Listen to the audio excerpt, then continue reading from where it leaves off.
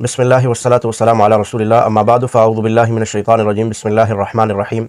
आज का हमारा ये सेशन वो आपके सवालात जवाबात पर वो कायम है। आपने जो सवालात किए पिछले हफ़्ते के अंदर हम उनका कोशिश करेंगे कि कुरान और सुन्नत की रोशनी में उसका आपको जवाब दें। तो बहुत सारे अहबाब के सवालात आए हुए हैं, जितना हम अपने मुतय्यन वक्त में उसको पूरा कर सके तो आपके जवाबात इंशाअल्लाह हम ज़रूर देंगे। हमारे पास पहला सवाल वो जनाब हमारे भाई अब्दुल गफ़ूर साहब का है। वो कहते हैं अस्सलाम वालेकुम रहमतुल्लाहि व बरकातुहू। वालेकुम सलाम व रहमतुल्लाहि व बरकातुहू जी। ये सवाल करते हैं कि अहले बैत अफ़ज़ल हैं या सहाबा इकराम अफ़ज़ल हैं। कुरान और सुन्नत की रोशनी में अगर इसका जवाब आपके सामने रखा जाए तो अंबिया इकराम अलैहिस्सलातु वस्सलाम के बारे में भी ये आयत वाज़ेह तौर पर हमें कुरान में मिलती है, तिलकर रुसुल फ़ज़्ज़लना बअदहुम अला बअद। अल्लाह रब्बुल आलमीन ने भी ऐसे अंबिया और रसूल जो भेजे हैं उनमें से बाज़ ज़्यादा अफ़ज़ल है। अल्लाह ताला ने बाज़ को बाज़ पर फ़ज़ीलत अता फ़रमाई है, ठीक है। तो इसी तरह हर तबके के अंदर बाज़ लोगों को अल्लाह रब्बुल आलमीन ने फ़ज़ीलत अता फ़रमाई होती है। तो उसका तज़किरा कुरान करीम में सहाबा इकराम के हवाले से मौजूद है। अगर आप कुरान और हदीस की रोशनी में इस सवाल का जवाब देखें तो आपको पता चलेगा कि अल्लाह रब्बुल आलमीन ने कुरान करीम में कैटेगरीज़ बनाई हैं सहाबा इकराम की। उनमें से मुहाजिरीन हैं, अंसार हैं, बैत रिज़वान वाले हैं। फिर इसी तरह हुज़ूर अलैहिस्सलातु वस्सलाम की हदीस तैयबा की रोशनी में अगर आप देखें तो हुज़ूर अलैहिस्सलातु वस्सलाम ने खुलाफ़ाए राशिदीन आपको हुज़ूर अलैहिस्सलातु वस्सलाम की हदीस की रोशनी में मिलेंगे। फिर इसी तरह आगे चल के आपको अशरा मुबश्शरा सहाबा इकराम मिलेंगे, ओहद वाले मिलेंगे, फिर जो बदर में शामिल हुए, फिर जो फ़तह मक्का से पहले इस्लाम लाए, फिर जो फ़तह मक्का के बाद इस्लाम लाए। तो ये मुख्तलिफ़ कैटेगरीज़ हैं सहाबा इकराम की। लेकिन अहादीस की रोशनी में और कुरान और सुन्नत की रोशनी में जो हमें मिलता है वो सबसे अफजल तरीन जो कैटेगरी अल्लाह के नबी अलैहिस्सलातु वस्सलाम ने हमें बताई है, शरीयत की रोशनी से हमें मिलती है, वो हज़रात खुलाफ़ाए राशिदीन हैं। खुलाफ़ाए राशिदीन अफजल तरीन तबका है। हुज़ूर अलैहिस्सलातु वस्सलाम ने भी ये फरमाया, अलैकुम बिसुन्नती व सुन्नतिल खुलाफ़ाए राशिदीन अल महदीयीन। मेरी सुन्नत और खुलाफ़ाए राशिदीन की सुन्नत उसकी पैरवी करना तुम्हारे लिए ज़रूरी है, तो तुम कभी गुमराह नहीं होगे। तो हुज़ूर अलैहिस्सलातु वस्सलाम की जो अफजल तरीन सहाबा हैं वो खुलाफ़ाए राशिदीन हैं। फिर अहलुस सुन्नत वल जमात का इस पर इजमा है कि हज़रत अबू बकर सिद्दीक़ अफ़ज़लुल बशर बादल अंबिया हैं।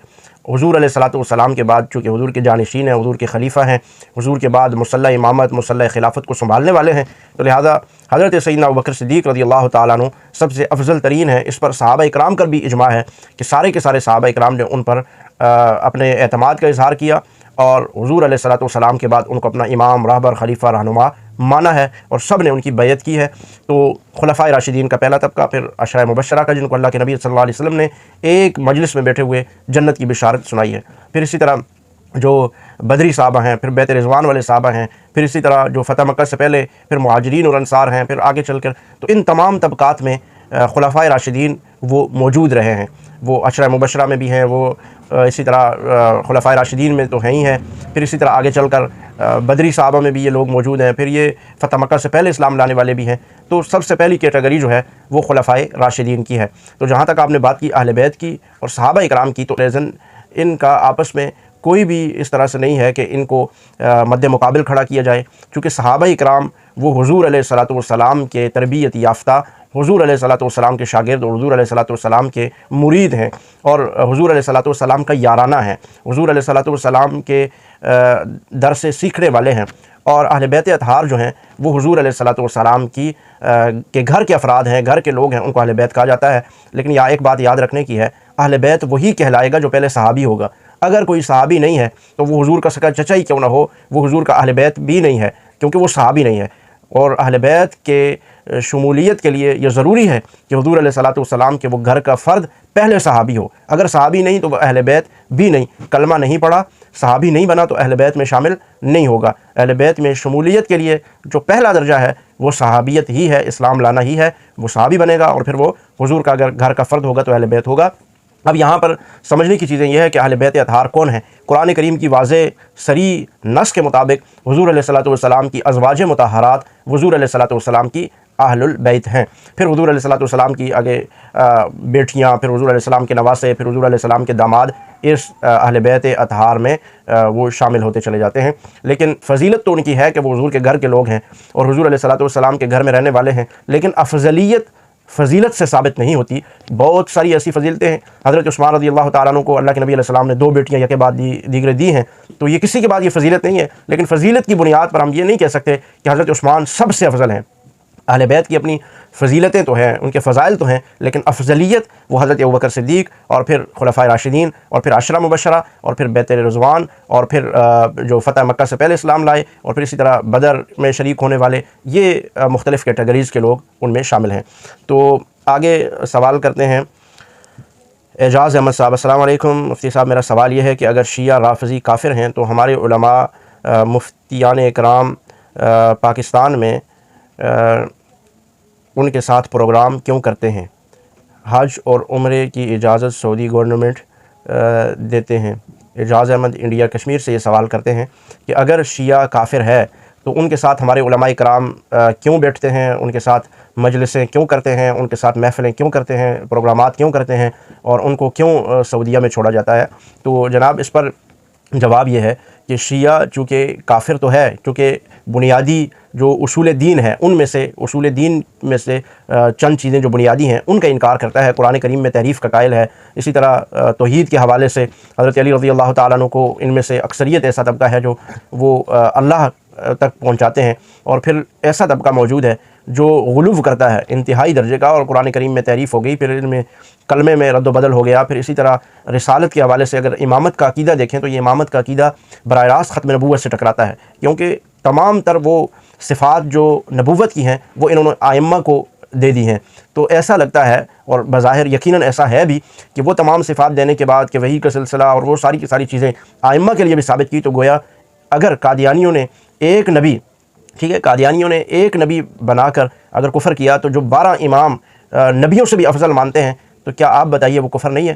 لیکن مسئلہ یہ ہے کہ چونکہ جیسے قادیانیوں کو کافر قرار دینے میں ٹائم لگا، وقت لگا، اب اس کا مطلب یہ نہیں تھا کہ جب وہ پہلے تھے تو وہ کافر نہیں تھے، وہ اپنے عقائد کی وجہ سے پہلے سے کافر تھے، لیکن امت کو اس نتیجے تک پہنچنے میں ایک وقت لگا۔ اب اس وقت لگنے کے دوران جو محنت ہوتی رہی، اب قادیانی کافر ہی تھا، لیکن جب ان کو حکومتی سطح پر اور عوامی سطح پر آئینی طور پر جب کافر قرار دیا تو وہ ایک وقت تک محنت جدوجہد کرنے کے بعد ہوا۔ تو اسی طرح روافض کے لیے بھی جدوجہد کی جا رہی ہے، ان کا کفر عیاں ہے، لیکن ایک آئینی قانونی طور پر ابھی تک کوئی ایسی ترتیب نہیں ہوئی، جبکہ اپنی جگہ پر علماء اکرام نے، چاہے وہ سعودیہ کے ہوں، چاہے وہ ہمارے ہند کے علماء ہوں، پاکستان کے ہوں یا دیگر ممالک کے ہوں، انہوں نے روافض کے کفر کا فتویٰ دیا ہوا ہے، لیکن ابھی تک آئینی طور پر ان کے لیے کوئی ایسا قانون نہیں بنایا گیا، آئینی طور پر ان کو کافر نہیں قرار دیا گیا، کسی ملک نے ایسا قدم نہیں اٹھایا، جس کی وجہ سے یہ ساری کی ساری چیزیں وہ کرتے ہیں اور اپنے آپ کو مسلمان بھی کہلاتے ہیں، جیسے کہ قادیانی کہلاتے تھے، حج عمرے بھی کرتے تھے، مسجدیں بھی بناتے تھے، لیکن جب ایک قدم اٹھایا گیا، ان کو آئینی قانونی طور پر کافر قرار دیا گیا، تو یہ ساری کی ساری چیزیں اب علماء بھی ان کے ساتھ نہیں بیٹھتے، ان کو اپنی مجلسوں میں بھی شامل نہیں کرتے، اور اسی طرح ان کو حج اور عمرے کی اجازت بھی اس طرح نہیں دی جاتی کہ وہ اپنے آپ کو کافر بھی کہیں، مسلمان بھی کہیں، اور قادیانی ہونے کے باوجود اور وہ حج عمرے بھی کریں، تو ایسا نہیں کیا جاتا۔ تو اس میں وقت لگے گا، اویئرنیس کی ضرورت ہے، ہمیں بتانے کی ضرورت ہے، ان کو بے نقاب کرنے کی ضرورت ہے۔ اگر ہم بے نقاب نہیں کریں گے تو یہ ہمارے اسلام دین شریعت پر ایسے ہی نقب لگاتے رہیں گے۔ آگے سوال کرتے ہیں جی محمد نواز صاحب، سوال کرتے ہیں مفتی صاحب، شیعہ کا عقیدہ ہے کہ دنیا کا سارا نظام اہل بیت چلا رہے ہیں، بلکہ جنت دوزخ کا فیصلہ بھی وہی کریں گے، قرآن و سنت کی روشنی میں وضاحت کریں، شکریہ۔ آپ نے جو بات کی ہے محمد نواز صاحب پاکستان ضلع سرگودا سے، یہ کہہ رہے ہیں کہ شیعہ کا عقیدہ ہے کہ دنیا کا سارا نظام اہل بیت چلا رہے ہیں۔ بالکل ان کی کتابوں کے اندر یہ چیز موجود ہے کہ دنیا کا نظام چلانے والے اہل بیت ہیں، اور جنت دوزخ کا فیصلہ بھی وہی کریں گے، اور یہی عقیدہ جو ہے وہ عیسائیوں کا بھی ہے۔ وہ کہتے ہیں کہ یہ جنت دوزخ کا جو فیصلہ ہے حضرت عیسیٰ علیہ السلام کریں گے، اللہ رب العالمین کی تو نعوذ باللہ انہوں نے چھٹی کروا دی ہے۔ تو یہی عقیدہ ان کا بھی ہے۔ اہل بیت اطہار جو ہیں، اہل بیت بھی کن کو مانتے ہیں؟ صرف 12 اماموں کو، کہ وہ 12 امام جو ان کے ہیں وہ نبیوں سے بھی اعلیٰ ہیں، افضل ہیں، برتر ہیں، بالا ہیں، وہی جنت دوزخ کا فیصلہ کریں گے، وہی دنیا بھی چلا رہے ہیں۔ تو یہ عقیدہ آپ دیکھ لیں، ایسے عقیدے جو رکھتا ہو تو کیا اس کو مسلمان کہا جا سکتا ہے؟ قطعاً بھی نہیں کہا جا سکتا۔ اللہ رب العالمین کہہ رہے ہیں اللہ خالق کل شیء، اللہ دنیا کا، پوری کائنات کا خالق ہے، اور وہ پوری دنیا کا نظام چلا رہا ہے۔ وما من دابۃ فی الارض الا علی اللہ رزقها، زمین پر جو کیڑا مکوڑا چلتا ہے، سانس لیتا ہے، اس کو بھی رزق کون دیتا ہے؟ ما من دابۃ فی الارض الا علی اللہ رزقها، اس کو اللہ رزق پہنچاتا ہے۔ اور یہ کیا کہہ رہے ہیں کہ دنیا کا نظام جو ہے وہ چلاتے ہیں آئمہ، جو شیعہ نے اپنے آئمہ بنائے ہوئے ہیں 12، وہ امام جو ہے دنیا کا نظام چلا رہے ہیں۔ پھر دیکھیں اللہ رب العالمین کہہ رہے ہیں وما تسقط من ورقۃ الا یعلمها، ایک پتا بھی جب زمین پر نیچے گرتا ہے تو قرآن کریم یہ کہتا ہے کہ وہ پتا کتنی کروٹیں لے کر زمین پر آیا، اللہ اس کو جانتے ہیں، اللہ کی مرضی سے سارا کچھ ہوتا ہے۔ لیکن یہ کیا کہتے ہیں کہ اہل بیت اطہار جو ہیں، وہ اہل بیت اطہار کیا 12 امام، وہ کائنات کا نظام چلا رہے ہیں۔ نعوذ باللہ، اللہ رب العالمین کے ساتھ شرک اور پھر اللہ رب العالمین کی نفی ہے اس میں، تو پھر آگے جنت دوزخ کا فیصلہ کہتے ہیں کہ وہ بھی جو ہے وہ 12 امام کریں گے۔ تو اللہ رب العالمین خود یہ فرما رہے ہیں کہ جنت، قرآن کریم میں آپ جگہ جگہ دیکھیے کہ اللہ رب العالمین فیصلہ فرمائیں گے، اور قرآن کریم 30واں پارہ ہے سورہ نبا کے اندر ہے کہ سارے کے سارے صف میں کھڑے ہوں گے، لا یتکلمون الا من اذن له الرحمن، سارے کے سارے خاموشی سے کھڑے ہوں گے، کسی کی ہمت اور جرأت نہیں ہوگی کہ وہ وہاں پہ کوئی بات کر سکے، اور اگر ہاں کوئی سفارش کرے گا تو وہ بھی اللہ کی مرضی کے ساتھ سفارش کرے گا، لا یتکلمون الا من اذن له الرحمن وقال صوابا، کہ سارے کے سارے صف بستہ وہاں پہ موجود ہوں گے لیکن کوئی بول نہیں سکے گا۔ کسی کو جنت دوزخ کا فیصلہ کرنا تو بڑی دور کی بات ہے، زبان سے کوئی لفظ بھی نہیں کہے گا، کوئی نبی نہیں کہہ سکے گا جب تک اللہ رب العالمین کسی کے بارے میں اجازت نہ دیں۔ تو یہ دعویٰ کرنا کہ جناب جنت دوزخ کا فیصلہ ہی وہ جو 12 امام کریں گے، تو یہ صراحتاً رب العالمین کے ساتھ شرک ہے، اور شرک ان شرک لظلم عظیم۔ میں نے پیچھے بھی ایک سوال کے جواب میں یہ کہا کہ یہ اسلام کی کھلی جو ہے وہ مخالفت کرتے ہیں، اسلام کے مقابلے میں انہوں نے کچھ اور ہی چیز پیش کی ہوئی ہے جس کا دین اسلام سے کوئی تعلق نہیں ہے۔ اس لیے میں کہتا ہوں کہ شیعہ اپنا ایمان نہ قرآن کریم پہ ثابت کر سکتا ہے نہ اہل بیت اطہار پر کر سکتا ہے، کیونکہ ان کا عقیدہ نہ قرآن کے مطابق ہے۔ قرآن کو تو وہ واضح طور پر ان کی کتابوں کے اندر موجود ہے کہ وہ 18,000 آیتوں والا تھا، 17,000 آیتوں والا تھا، وہ تو ہے ہی نہیں، ان کی کتابوں کے اندر یہ موجود ہے۔ تو اہل بیت اطہار پر بھی ان کا ایمان نہیں ہے۔ آپ بتائیں کہ کسی اہل بیت اطہار میں سے کسی ایک فرد کا، ازواج مطہرات ہوں، حضور کی بیٹیاں ہوں، حضور کے داماد ہوں، کسی ایک کا عقیدہ یہ تھا کہ جنت اور جہنم میں ہم داخل کریں گے؟ اللہ کے نبی علیہ السلام تو حضرت فاطمہ رضی اللہ تعالیٰ عنہ کو کہہ رہے ہیں کہ بیٹی اپنے اعمال کی وجہ سے کل یہ نہ سوچنا کہ محمد کی بیٹی ہو صلی اللہ علیہ وسلم تو بخشی جاؤں گی، جو یہاں پہ کرو گی اس کا بدلہ وہاں پہ پاؤ گی۔ حضور تو یہ کہہ رہے ہیں، اور یہ لوگ یہ کہہ رہے ہیں کہ فیصلہ ہی جنت اور جہنم کا وہ کریں گے۔ تو یہ صراحتاً شرک ہے، اور شرک ان شرک ظلم عظیم۔ اللہ سب کچھ معاف کر دیں گے لیکن مشرک کو، شرک کرنے والے کو معاف نہیں فرمائیں گے۔ اچھا جی، ہمارے ایک اور بھائی ارشد فیروزی صاحب کہہ رہے ہیں مفتی صاحب جن علماء نے اللہ یاری سے مناظرہ کیا وہ سب گناہ گار ہیں، جب پہلے ہی پتہ ہے کہ وہ امہات المؤمنین پر تہمت، بہتان، نازیبہ گفتگو، بکواس کرتا ہے، ایسے آدمی سے مناظرہ فضول ہے۔ اگر کوئی کسی کی والدہ پر تہمت لگائے اس سے بات کرنا گوارا نہیں کرتا۔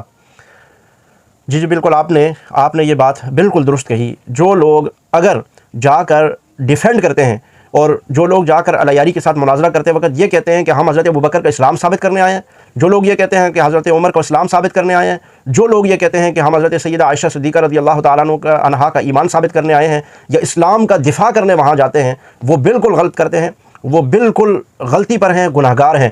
اور یہ بات میں نے بہت عرصہ پہلے کہی، اگر آپ نے اللہ یاری کے ساتھ جا کر بات کرنی بھی ہے تو آپ یہ چیز درمیان میں نہ رکھیں کہ ہم حضرت ابوبکر عمر کا اسلام ثابت کرنے آئے ہیں یا ہم دین اسلام کے دفاع کے لیے، بلکہ آپ کس کے لیے جائیں۔ میں کئی بار گیا اور میں نے کئی دفعہ اس کے ساتھ گفتگو کی، لیکن آپ اس پر گفتگو کریں کہ شیعہ اپنا ایمان ثابت کرے۔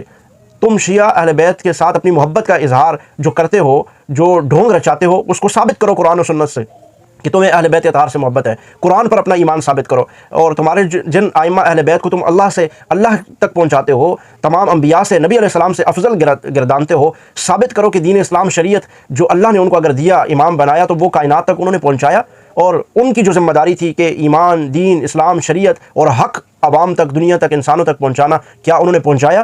تو ہم تو ان سوالات کو لے کر جب اس کے پاس جاتے ہیں اس کو ننگا کرنے کے لیے، تو میں سمجھتا ہوں کہ آپ نے بالکل درست بات کہی ارشد صاحب کہ جو لوگ جا کر وہاں حضرت ابوبکر کو مسلمان ثابت، حضرت عمر کو اور سیدہ عائشہ صدیقہ رضی اللہ تعالیٰ عنہ ان کو مسلمان ثابت کرنے کے لیے جاتے ہیں، پورا قرآن حدیث ان کے اسلام پر گواہ ہے، اس کے باوجود اللہ یاری کے پاس جا کر وہ ان کو مسلمان ثابت کرنے کے لیے وہاں شور شرابہ کرتے ہیں اور وہاں دلائل دے رہے ہوتے ہیں، تو وہ بالکل غلط کر رہے ہوتے ہیں۔ ایسا نہیں کرنا چاہیے، بلکہ جو شخص بھی حسن اللہ یاری سے مناظرے کے لیے جاتا ہے اس کا ایک ہی مشن، ایک ہی چیلنج ہونا چاہیے کہ شیعہ حسن اللہ یاری وہ اپنی شیعت کو اسلام ثابت کرے، اور شیعت کو اہل بیت کا محب ثابت کرے، وہ شیعت کو قرآن کا ماننے والا ثابت کرے۔ ان عنوانات کو لے کر جائے، دفاعی پوزیشن میں کبھی بھی ان کے سامنے نہ جائیں۔ کیوں؟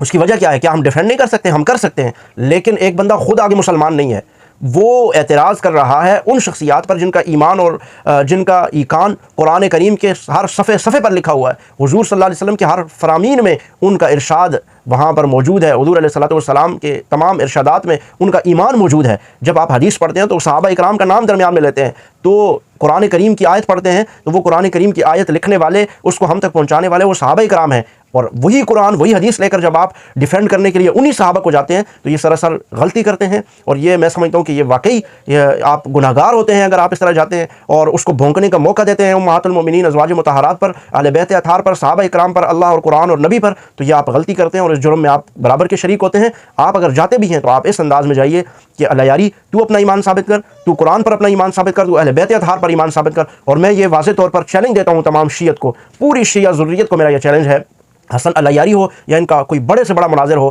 میرا اس کو یہ چیلنج ہے کہ وہ اپنا ایمان قرآن اور اہل بیت اطہار پر ثابت کر کے دکھائے، اپنی کتابوں سے، اپنے اصول کے مطابق وہ اپنے آپ کو مسلمان ثابت کرے، اپنے اصول کے مطابق وہ قرآن پر اپنا ایمان ثابت کرے، اپنے اصول کے مطابق وہ اہل بیت اطہار کی تابعداری، پیروی اور اہل بیت اطہار پر اپنا ایمان ثابت کر دے، تو یہ ان کے لیے بڑی بات ہوگی۔ لیکن آج تک میرے تقریباً 2-3 سالوں سے اس چیلنج کے باوجود حسن اللہ یاری کے سامنے میں نے اس چیلنج کو دہرایا، لیکن حسن اللہ یاری کال کاٹ کر بھاگنے کے علاوہ اس کے پاس کوئی جواب نہیں تھا، وہ بھی اس عنوان پر، اس موضوع پر آیا ہی نہیں۔ آپ یہ عنوان، یہ موضوع لے کر جائیں کہ حسن اللہ یاری اپنے آپ کو مسلمان ثابت کر، حسن اللہ یاری اپنا ایمان قرآن اور اہل بیت اطہار پر تو ثابت کر کے دکھا۔ آپ ان چیزوں کو لے کر جائیں۔ آپ اگر ایسے مسائل کو لے کر جائیں گے جو آج 1400-1500 صدیوں سے متفقہ طور پر ہیں، حضرت ابوبکر صدیق کا اسلام، ایمان، جو صحابہ جن کی وجہ سے دین اور اسلام پہنچا ہے، آپ ان کے ایمان کی اگر بات کریں گے تو یقیناً یہ گناہ گاری کی بات ہے، اور اس گناہ میں آپ حسن اللہ یاری کے ساتھ برابر کے شریک ہوں گے۔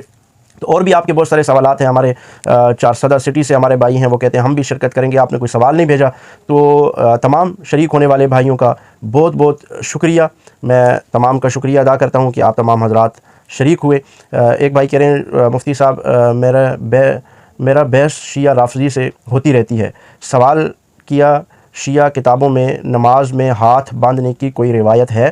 اگر ہے تو کتابوں کا نام بتا دیجئے، شیعہ رافضی انکار کرتے ہیں۔ شکریہ میرے بھائی، الباسط ان کا نام لکھا ہوا ہے۔ آپ شیعہ کی نماز کی بات کرتے ہیں، ہم تو شیعہ کے کفر کی بات کر رہے ہیں کہ وہ اسلام کے اندر داخل ہی نہیں ہے، وہ مومن ہی نہیں ہے، وہ قرآن پر ایمان نہیں رکھتا، وہ اہل بیت اطہار پر ایمان نہیں رکھتا، اس کا اللہ کے رسول پر ایمان نہیں ہے، تو آپ نماز کی بات کرتے ہیں۔ نماز تو آپ بہت نیچے لے آئے ہیں، ان کو نماز تک نہ جائیں، ان کو بولیں اپنا ایمان ثابت کریں، قرآن، دین، شریعت، اسلام، اللہ کے نبی علیہ السلام پر اور اہل بیت اطہار پر اپنا ایمان تو ثابت کریں۔ جب وہ مومن مسلمان ثابت ہو جائیں گے تو پھر ہم ان کی نماز پر انشاءاللہ العزیز بحث کریں گے۔ تو آج کے لیے اتنا ہی کافی ہے، ہمارا وقت بھی پورا ہوا چاہتا ہے، تو پھر انشاءاللہ اگلے سیشن میں آپ کے ساتھ، آپ کے سوالات جوابات میں پھر آپ کے ساتھ ملاقات ہوگی، اور کسی نئے عنوان کے ساتھ انشاءاللہ آپ کے سامنے حاضر ہوں گے۔ آج کے لیے اتنا ہی کافی۔ اللہ تعالیٰ آپ کو اپنے حفظ و امان میں رکھے، اور اللہ تعالیٰ ہمیں ہدایت اور صراط مستقیم پر گامزن فرمائے۔ السلام علیکم ورحمۃ اللہ وبرکاتہ۔